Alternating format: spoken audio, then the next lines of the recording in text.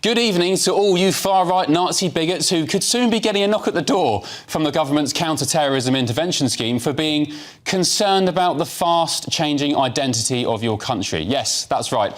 It's been revealed that the government's Prevent programme may consider anyone who's worried about uncontrolled mass migration and the idea that Western culture is under threat through a lack of integration is now a right-wing terrorist. Cultural nationalism is now a bad thing, apparently. Caring about the direction of travel of your birthland is terrorism. Well, of course not. It's obvious that that's the case. Any idiot can see that. But this is the latest example of a government that I feel is gaslighting its own people into obedience and submission. Well, let me tell you something tonight. It's not going to work because although they think British people are stupid, I can absolutely assure you they're not. Nobody buys this. Caring about the systematic racist rape of English schoolgirls by Pakistani rape gangs isn't a far-right bandwagon, as the Prime Minister said earlier this year. Wanting to scrap the ECHR so we can deport criminal, illegal migrants is not akin to Nazi Germany, as the PM's mate and Attorney General Lord Hermer said earlier this month. And being alarmed at the erosion of British identity and culture at the hands of mass immigration is not terrorism. I'll tell you what terrorism is.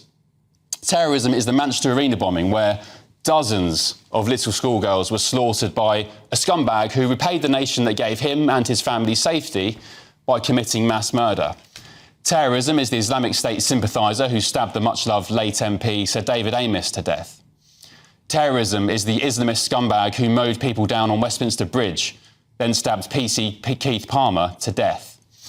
Terrorism is the Borough Market attack where 5 innocent people were killed by Islamists, including this young lady from Australia, Sarah Zeleniak, who I watched bleed to death on the pavement as terrorists ran riot across London Bridge. I'll never forget seeing Sarah that night.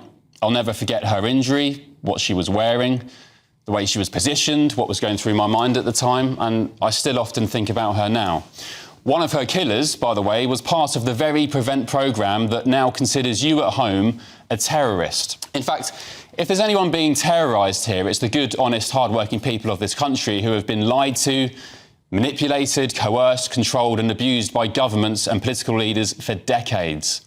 The truth of the matter is that the bulk of MI5's terror watch list is made up of 40,000 or so jihadis. I'm not saying far-right extremism doesn't exist, of course not, but being concerned about the dark path your own country is being dragged down is not it. Do not let these people brainwash you into thinking you're the bad person.